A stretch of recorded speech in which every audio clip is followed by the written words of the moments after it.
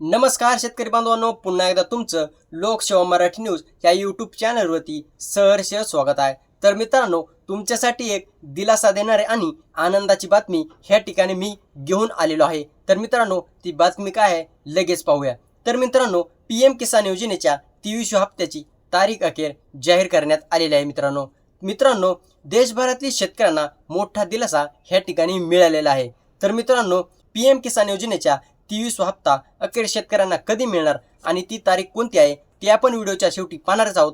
त्यामुळे व्हिडिओ शेवटपर्यंत पाहायला विसरू नका। जर तुम्ही व्हिडिओ मध्ये स्किप केला तर तुम्हाला ती तारीख कोणती आहे कळणार नाही। तर मित्रांनो, चला आपण व्हिडिओला सुरुवात करू। तर मित्रांनो बघा, पीएम किसान योजनेत कोट्यवधी शेतकऱ्यांना 2000 रुपये सन्मान निधी दिला जातो। तर मित्रांनो, वर्षाला 6000 रुपये शेतकऱ्यांच्या खात्यात जमा होतात। त्यापूर्वी ज्यांच्या खात्यात सन्मान निधी जमा झाला नाही त्यांना 23वा हप्ता सुद्धा मिळणार नाही का, असा सवाल अनेकांच्या मनात उतरला आहे। तर मित्रांनो, ह्याचं कारण बघा, ह्याचं कारण तांत्रिक अडचणी ह्या कारणामुळे अनेकांचा 22वा हप्ता अडकला होता। म्हणजे ज्यांचा ह्यापूर्वी हप्ता अडकला होता त्यांना पुढील हप्ता मिळणार नाही का, असा दावा करण्यात येत आहे।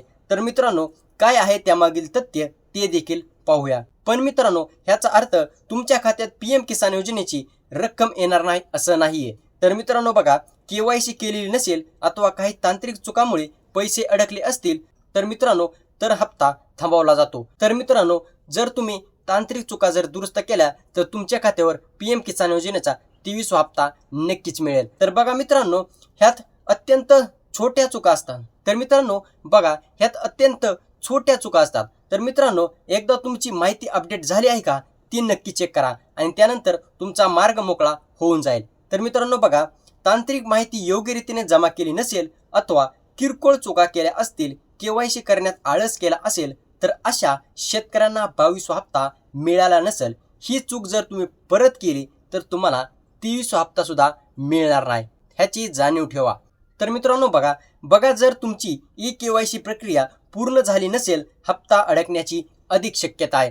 तर मित्रांनो, बँक खाते आणि पीएम किसान पोर्टलवर जमिनीची कागदपत्रे नोंद करणे अत्यंत आवश्यक आहे। त्याचबरोबर आधार कार्ड आणि बँक खात्यातील नावातील स्पेलिंग वेगळी असेल तर त्यांना देखील हप्ता दिला जाणार नाही, ह्याची काळजी घ्या। जर तुमची स्पेलिंग जर वेगळी असेल तर ती आत्ताच तातडीने लवकर दुरुस्त करून घ्या।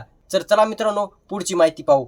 तर मित्रांनो बघा, ज्यांना ह्यापूर्वी 22वा हप्ता मिळालेला नाही त्यांना 22 आणि 23 हप्ता एकत्र दिला जाणार आहे। मित्रांनो, ही खूप आनंदाची बातमी। तर मित्रांनो, त्याचबरोबर आधार कार्ड आणि बँक खात्यातील नावातील स्पेलिंग जर वेगळी असेल तर ती आत्ताच दुरुस्त करून घ्या, कारण त्यामुळे सुद्धा तुम्हाला हप्ता मिळू शकत नाही। तर मित्रांनो, ही चूक करू नका।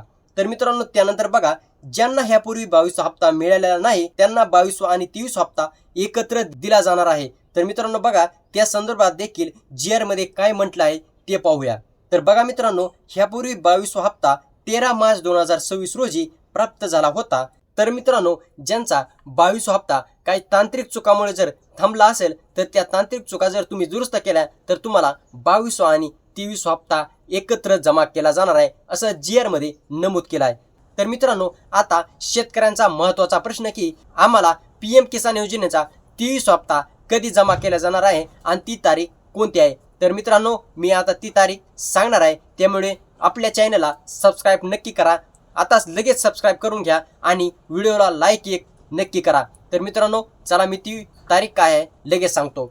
तर मित्रांनो, येणाऱ्या 1 जून 2026 रोजी, तारीख पुन्हा एकदा नीट ऐका मित्रांनो, येणाऱ्या 1 जून 2026 रोजी तुमच्या खात्यावर पीएम किसान योजनेचा 23वा हप्ता आणि ज्यांचा 22वा हप्ता अडकलेला होता त्यांना सुद्धा 22वा हप्ता आणि 23वा हप्ता दोन्ही मिळून एकत्र जमा केले जाणार आहेत। तर मित्रांनो, ही माहिती कशी वाटली कमेंटद्वारे नक्की कळवा आणि मी अशीच खरी आणि स्पष्ट माहिती घेऊन येत जाणार आहे। त्यामुळे आपल्या चॅनलला सबस्क्राईब करायला विसरू नका, व्हिडिओला लाईक करा आणि आपल्या व्हिडिओला जास्तीत जास्त शेतकऱ्यांपर्यंत पोहोचवा, कारण त्यांनाही महत्त्वाची आणि आनंदाची माहिती मिळेल।